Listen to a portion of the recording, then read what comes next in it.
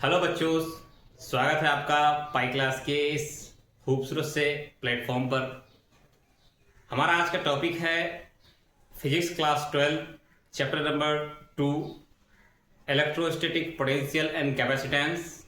और इसमें टॉपिक है हमारा energy stored in a capacitor. तो आइए शुरू करते हैं।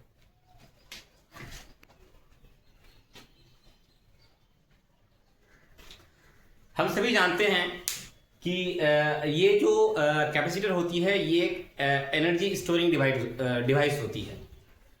इसमें जो एनर्जी स्टोर होती है, ये जो एनर्जी स्टोर होती है ये होती है चार्ज के फॉर्म में।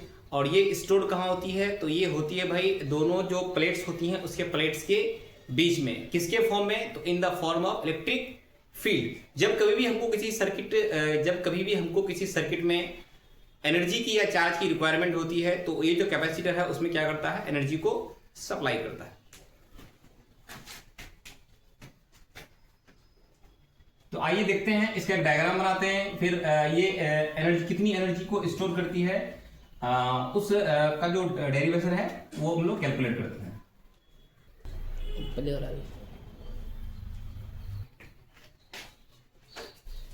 तो यहां पर एक डायग्राम बनाया गया है कैपेसिटर का। इस कैपेसिटर में दो प्लेटें हैं। एक प्लेट को कंसीडर करते हैं इसका ए, और दूसरा प्लेट है आपका यहाँ पर प्लेट बी। इस कैपेसिटर को एक V वोल्ट की बैटरी से जोड़ा गया है और यहाँ पर एक क्या लगा हुआ है? की लगा हुआ है। जैसे ही स्विच को आप ऑन करोगे तो हमारा जो ये कैपेसिटर है, कैपेसिटर की दोनों जो प्लेटें हैं, इसकी प्लेटें क्या हो जाएंगी? चार्ज होना स्टार्ट हो जाएंगी।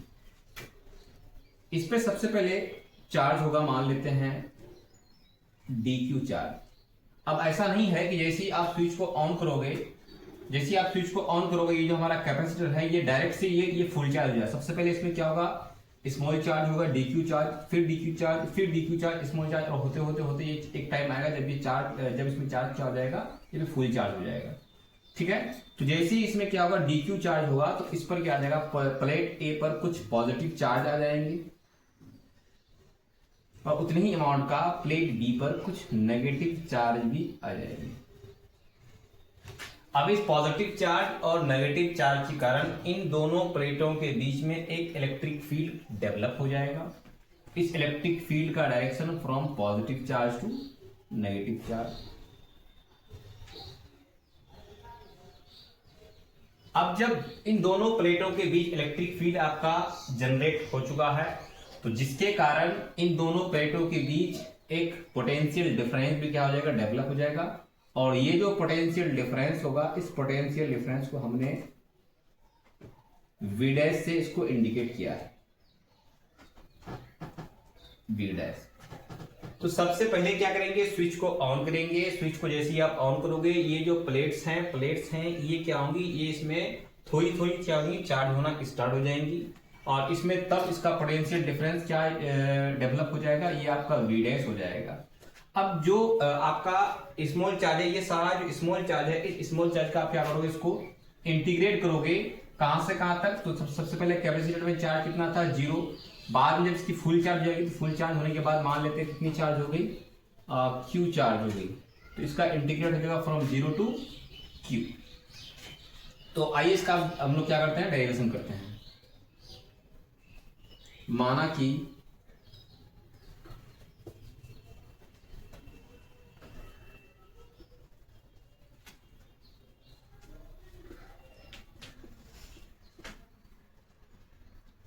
C धारिता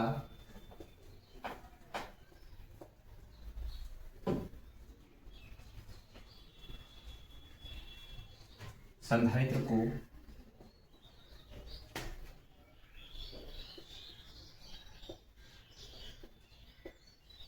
V वोल्ट की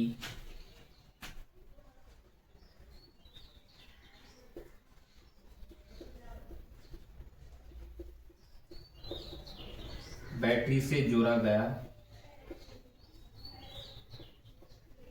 माना कि C धारिता की संधारित्र को V वोल्ट की बैटरी से जोड़ा गया है। अब इस बैटरी को क्या करना पड़ेगा? सबसे पहले ये बैटरी क्या करेगी? इस प्लेट्स को स्मॉल चार्ज करेगी। तो जब ये स्मॉल चार्ज करेगी तो इसको वर्क डन भी क्या करना पड़ेगा, स्मॉल वर्क डन करना पड़ेगा। इसलिए संधारित्र को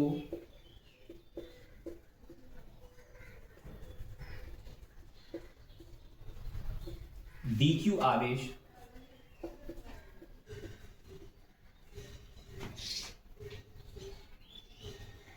देने में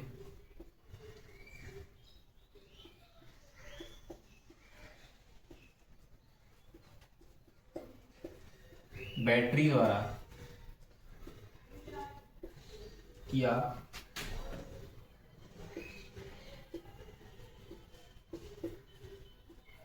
किया गया कार्य। अब जब आवेश इसको dq है तो वर्क डन भी क्या होगा, स्मॉल होगा। और हम लोग एक फॉर्मूला जानते हैं कि work done per unit charge is equal to change in potential difference. तो work done per unit charge, तो वर्क डन यहां पर क्या होगा, dw पर यूनिट चार्ज मतलब dq चार्ज। तो work done per unit charge is equal to change in potential difference. तो यहां पर जो पोटेंशियल डिफरेंस होगा वो इन दोनों प्लेटों के बीच जो पोटेंशियल डिफरेंस डेवलप हुआ है। तो पहले इसकी पोटेंशियल सी 0, अब इसकी पोटेंशियल क्या होगी, v डैश। तो यहां पर क्या होगा, चेंज इन पोटेंशियल डिफरेंस मतलब v डैश माइनस 0। इसीलिए यहां पर लिखेंगे dw v dash into dq। अब इस तरह के वर्कडन असंख्य वर्कडन होंगे। अब हम क्या करेंगे, इस वर्कडन को इसका इंटीग्रेट कर देंगे। सबसे पहले हमारा कैपेसिटर था 0 कूलम चार्ज। अब क्या हो जाएगा, अब इसमें चार्ज फुल होने के बाद इसका चार्ज q, तो 0 से q तक इसका इंटीग्रेट कर देंगे।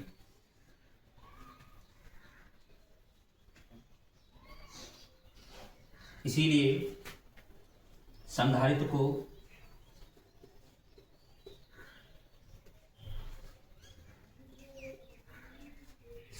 को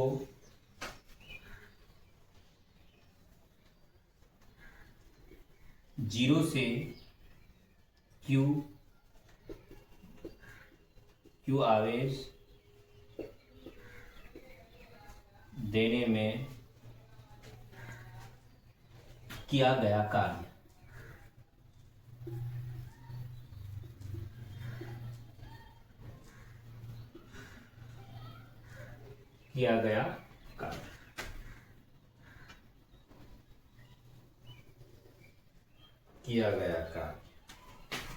dw इंटीग्रेट इक्वल टू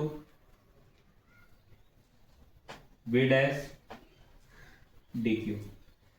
और इसका इंटीग्रेट पे कहां से कहां तक, तो सबसे पहले कैपेसिटर में था 0 कूलम चार्ज और बाद में फुल चार्ज होगा तो कैपेसिटर की चार्ज क्या होगी, कैपिटल Q, 0 से Q। अब हम यहां से जानते हैं फॉर्मूला, dw का इंटीग्रेट हो जाएगा w इज इक्वल टू 0 से Q। हम सभी जानते हैं Q इक्वल टू CV। यहां से आपका v डैश क्या होगा, Q बाई C। इस v डैश के प्लेस पर पुट करेंगे Q by C, Q by C और आपका रह गया dq। Work done equal to w equal to, यहां पर आपका कैपेसिटेंस कांस्टेंट में बाहर आएगा 1/c from 0 to q dq।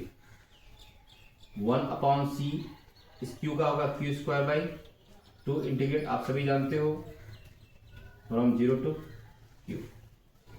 1/c upper limit minus lower limit, इसे पुट करेंगे q स्क्वायर बाई 2 माइनस 0 का स्क्वायर बाई 2। यहां से आपका फॉर्मूला आ गया 1/2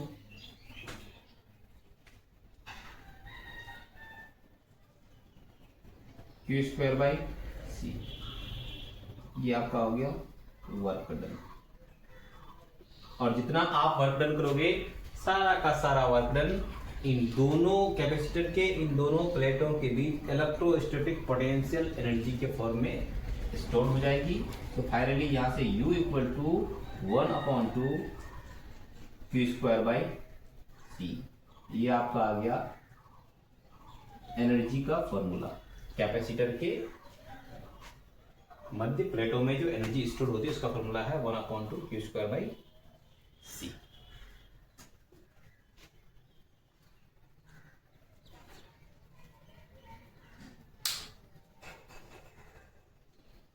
हमारा एनर्जी स्टोरिंग का ये पहला फॉर्मूला आ चुका है। इसके अलावा इसके 2 फॉर्मूले और होते हैं और उसको हम क्या करते हैं देखते हैं। यहां से आपका एनर्जी आ गया U = 1/2 Q²/C। हम सभी जानते हैं Q = होता है CV, तो इसीलिए U = 1/2 इस Q के प्लेस पर C पुट करेंगे तो C² V² C, एक C से एक C कैंसिल आउट, आपका यहां पर U = हुआ 1/2 CV²। इसके एडिशनल एक और फॉर्मूला होता है इसका U = फिर उसको भी देखते हैं 1/2 Q²/C। और हम सभी जानते हैं C = होता है Q/V, तो U = 1/2 Q²/C। C के जगह पुट करेंगे Q/V, तो दी जाएगा ऊपर एक Q से एक Q कैंसिल आउट, तो एनर्जी आया 1/2 Q × V। तो एनर्जी स्टोर्ड इन कैपेसिटर, इसके कितने फॉर्मूले हो गए? इसके फॉर्मूले हो गए आपके 3 फॉर्मूले का। मैं इसको यहां पर यहीं पर नोट डाउन कर देता हूं तीनों को।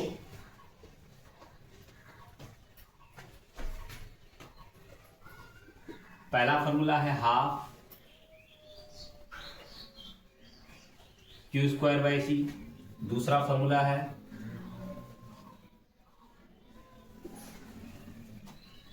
1/2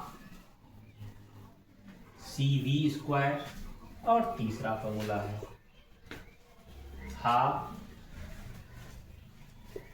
Q × V।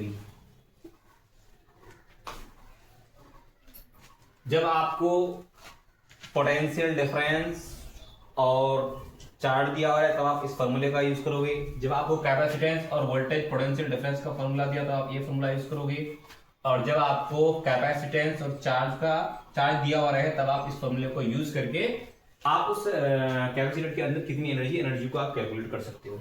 और एक बात ध्यान रखना बच्चों कि इतनी जो एनर्जी स्टोर होती है किसी कैपेसिटर में, तो ये एनर्जी कहाँ स्टोर होती है? तो ये एनर्जी स्टोर होती है इन प्लेटों के मध्य, इन प्लेटों के सेंटर में, इन प्लेटों के बीच में। किसके फॉर्म में होती है? तो याद रखना ये जो इलेक्ट्रिक फील्ड है इसी इलेक्ट्रिक फील्ड के फॉर्म में जमा हो जाती है। तो मैं इस बात को यहां पर मेंशन कर देता हूं, this energy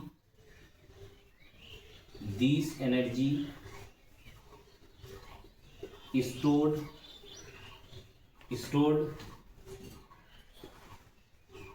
in a capacitor, this energy stored in a capacitor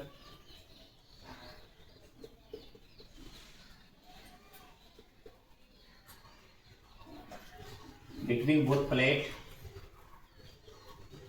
both plates in the form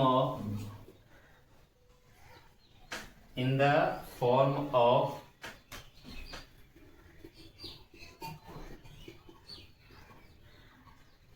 electric field.